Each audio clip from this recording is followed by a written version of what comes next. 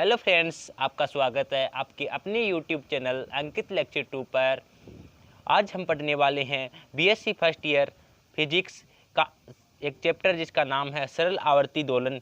उसके अंदर अभी तक हमने पिछले पार्ट में देखा कि हमने पढ़ा सिंपल हार्मोनिक मोशन की इक्वेशन पढ़ी और वेलोसिटी ऑफ एन ऑसिलेटर यानी दोलक का वेग पढ़ा। आज के पार्ट में हम पढ़ेंगे दोलक का विस्थापन और दोलक का आवर्तकाल।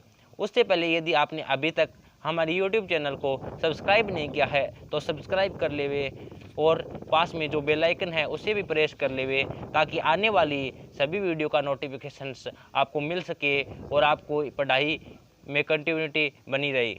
ठीक है, तो चलिए स्टार्ट करते हैं आज का वीडियो बिना टाइम वेस्ट किए हुए। तो देखिए, आज का हमारा टॉपिक रहेगा दोलक का विस्थापन, डिस्प्लेसमेंट ऑफ एन ऑसिलेटर। तो देखिए, अभी तक पीछे के पार्ट में हमने देखा, अभी तक के पीछे के पार्ट में हमारे पास लास्ट में आया दोलक का वेग यानी वेलोसिटी आया, उसका मान कितना आया था, वेग आया था, वो हमारे पास आया निकल के आया था omega naught A square minus x square. ठीक है, ये निकल के आया था। तो देखिए, v है, वेग क्या होता है, वेग होता है dx, वेग इज इक्वल टू होता है dx अपॉन dt, यानी वेग क्या होता है dx अपॉन dt। तो देखिए, मैं v की जगह क्या लिख सकता हूँ, dx अपॉन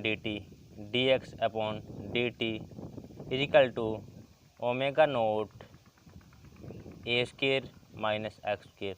तो यहाँ से देखिए, ये अनरूट वाली पूरी टर्म मैं इधर भेज देता हूँ और dt को इधर लेके जाता हूँ और आपका पता भी चल जाएगा कि किस लिए मैंने इधर भेजी।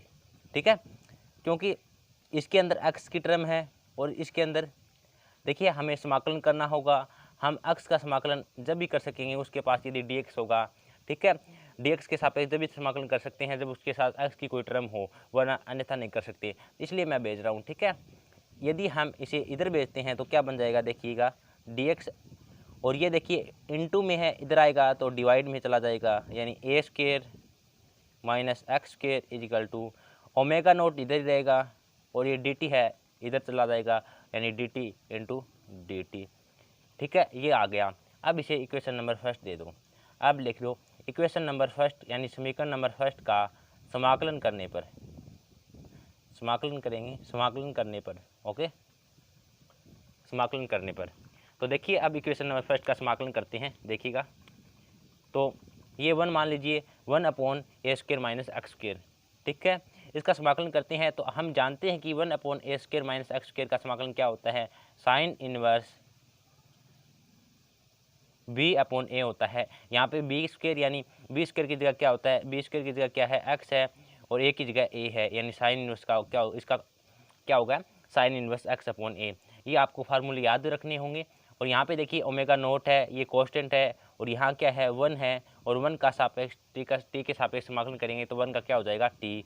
ठीक है, और प्लस एन सी समाकलन है तो कांस्टेंट भी आ जाएगा, यानी फाई आ जाएगा। ठीक है, तो यहाँ से हम x का मान निकाल देते हैं। ठीक है, यहाँ से हम x का मान निकाल देते हैं तो x इक्वल टू, देखिए a इधर चला जाएगा और साइन भी इधर चला जाएगा, तो यहाँ से आएगा a, साइन इधर जाएगा, इनवर्स में है तो साइन इनटू में चला जाएगा, sine omega t plus phi. ठीक है, ये मान आ गया। ये किसका मान आ गया, ये मान आ गया, इसे दे दो इक्वेशन नंबर 2। और ये क्या है, यही है दोलक का विस्थापन, यानी x is equal to A sine omega naught T plus phi. ये कहलाता है दोलक का विस्थापन, डिस्प्लेसमेंट ऑफ ऑसिलेटर। ओके, इसे कहते हैं हम डिस्प्लेसमेंट, और ये इसकी कला है, omega naught T plus phi, इसे हम कला बोलते हैं। ठीक है, अब हम निकालते हैं दोलक का आवर्तकाल, time period of an oscillator. Okay, चलिए चलते हैं time period of an oscillator पर। तो देखिए, अब हम निकालेंगे दोलक का आवर्तकाल, दोलक का आवर्तकाल, दोलक का आवर्तकाल।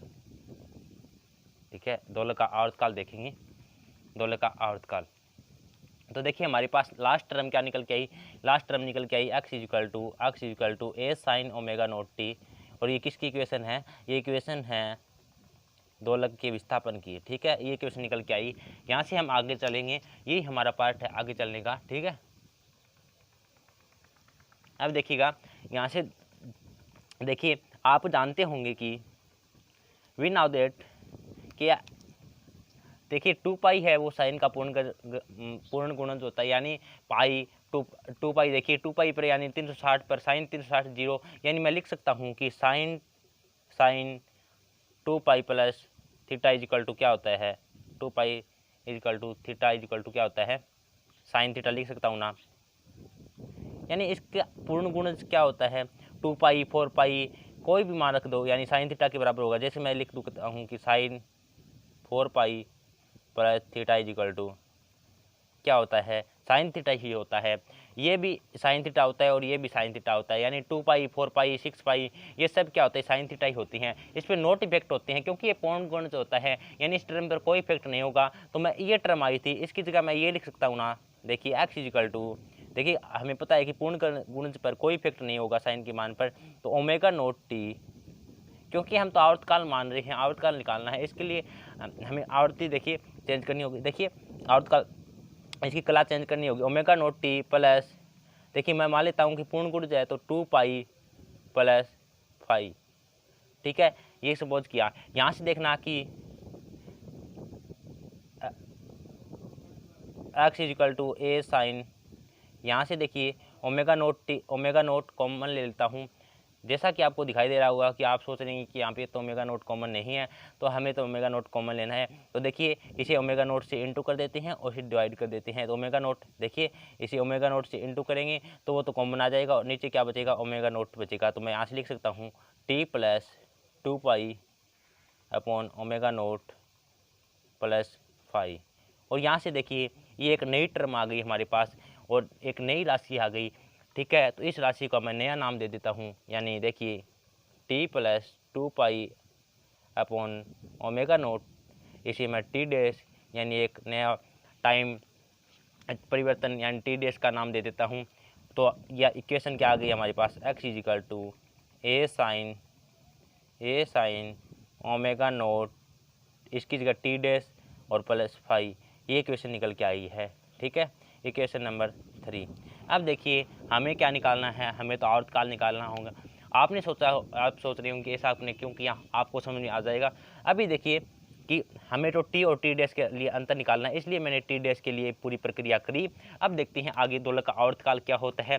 देखिए जैसा कि हम जानते हैं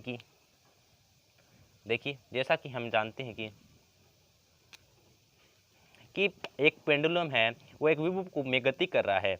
जैसे कि मान लीजिए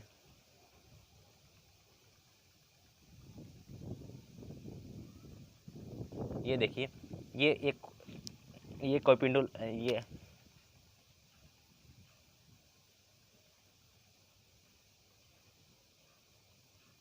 ये कोई पेंडुलम है,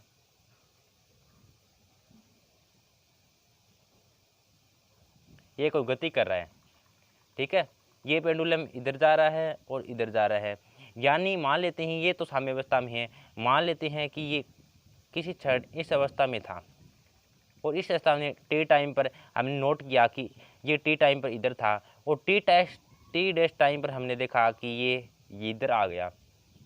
ठीक है, मतलब टी टाइम से टी डैश टाइम के अंतर के बीच ये चलकर इधर आ गया, यानी पेंडुलम गति कर रहा है अपनी।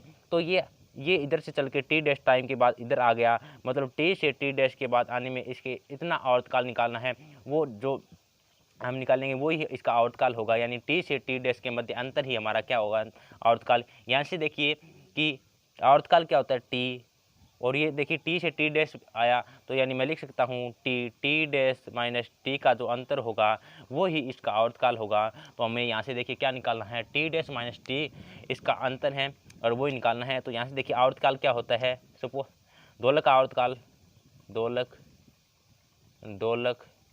का आवर्तकाल टी इज इक्वल टू, हम जानते हैं टी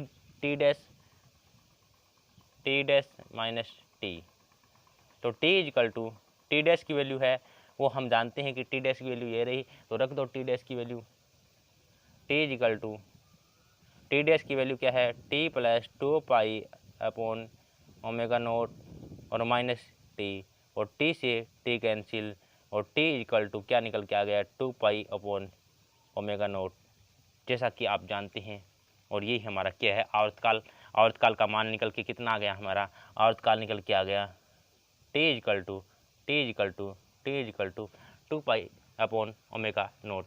ठीक है, तो हमें पता है कि हमारे पास t equal to 2 pi upon omega naught आ गया, ये तो ठीक है। लेकिन हम जानते हैं कि ओमेगा नोट, देखिए जब हमने सिंपल पेंडुलम जो सरल आवर्त गति है उसका इक्वेशन निकाला, तो हम जानते हैं omega naught is equal to क्या निकल के आया था, omega naught square is equal to आया था हमारे पास के अपॉन एम। ठीक है, हमारे पास क्या आया था, हमारे पास निकल के आया था के अपॉन एम, यानी omega naught square is equal to था के अपॉन एम। तो इसका स्क्वायर हटाएंगे तो इसका अंडर रूट लग जाएगा, यानी omega naught is equal to क्या हो गया के अपॉन एम। तो इसकी वैल्यू रख देते हैं इसकी जगह, तो देखिए रखते हैं,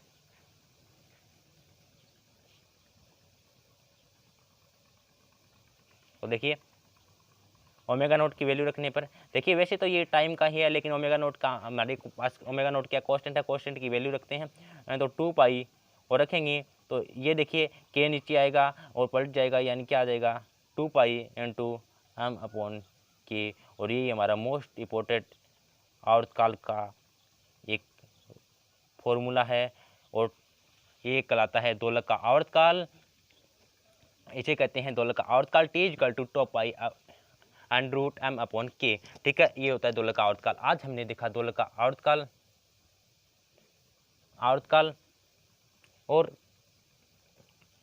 और दोलक का विस्थापन देखा। यदि आपको आज का हमारा वीडियो अच्छा लगा हो और आपको आज हमारी वीडियो से कुछ सीखने को मिला हो, तो हमारी वीडियो को लाइक जरूर करना। और मैं बता दूं कि हम आगे आने वाले वीडियो में अलग अलग चीज़ों का व्यतिकरण, इंटरफेरेंस और लिसाजो फिकर्स, यानी अन्य अन्य चीज़ों जो मोस्ट इंपॉर्टेंट जो परीक्षा में आने योग्य है उनका भी अध्ययन करेंगे। तो आप हमारे उसका फ़ायदा उठाने के लिए आप हमारे चैनल को सब्सक्राइब कर लेवे और पास में जो नोटिफिकेशन है उसको भी प्रेस कर ले, ताकि आने वाली सभी वीडियो का नोटिफिकेशन आपको मिल सके और आप अपनी पढ़ाई को कंटिन्यूटी रख सकें। तो ठीक है, हम मिलते हैं नेक्स्ट वीडियो में, तब तक के लिए आपकी पढ़ाई कंटिन्यूटी रखना। मैं आपके शुभ भविष्य की कामना करता हूँ। धन्यवाद।